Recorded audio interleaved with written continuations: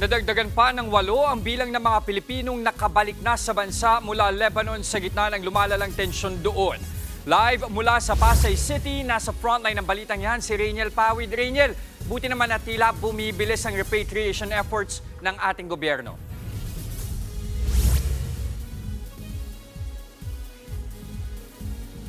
Tama, Jester, no? Sabi nga ng pamahalaan ay sulitin na ito ng ating mga kababayan doon sa Lebanon. Lalo na nagbubukas na ang mas maraming commercial flights doon sa Beirut, Lebanon.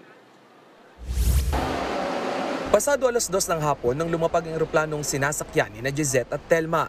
2 lamang sila sa mga Pilipinong naipit sa lumalalang tensyon sa pagitan ng Israel at grupong Hezbollah sa Lebanon.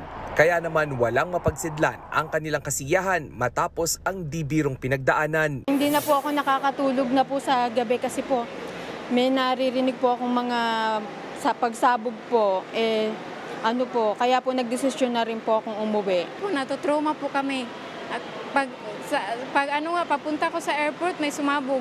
Nadagdagan pa ng 6 ang mga nagbabalik bansang mga OFW pagsapit ng 5:00 ng hapon. Ayon sa Overseas Workers Welfare Administration, kada linggo ang gagawing repatriation kung hindi maantala ng mga pagsabog ang operasyon ng paliparan sa Beirut. Ang nakaslate natin, ang book natin ay 213.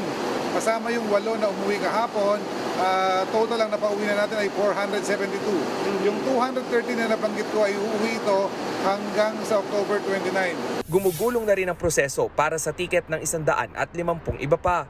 Habang mahigit 170 naman ang humihingi na ng exit documents sa Lebanese immigration dahil walang hawak na pasaporte.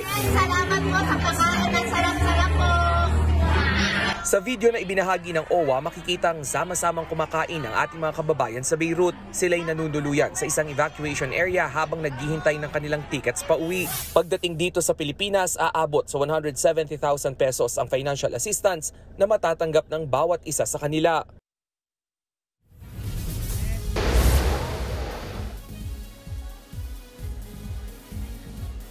Jester, sabi nga ng source ng News 5 ay wala pang konkretong desisyon ng gobyerno kung itutuloy ba yung chartered plane na papunta doon sa Beirut, Lebanon sa darating na huling linggo na Oktubre para sunduin itong ating mga kababayan roon. Sa ngayon ay kailangan muna na raw nilang i-maximize itong pagbubukas ng mga commercial flights. At sa katunayan, sa ngayong linggo, anytime, any day ay magkakaroon na naman ng repatriation flights sa oras na magbukas ang mas marami pang flights doon sa Beirut. Jester. Nagulat mula sa Pasay, maraming salamat, Rainiel Pawid. Mga kapatid, Jess De Los Santos po. Iba na ang may alam at may pakialam sa panahon ngayon. Para sa tuloy-tuloy na balitaan sa Frontline kahit weekend, mag-follow at mag-subscribe sa social media pages ng News 5.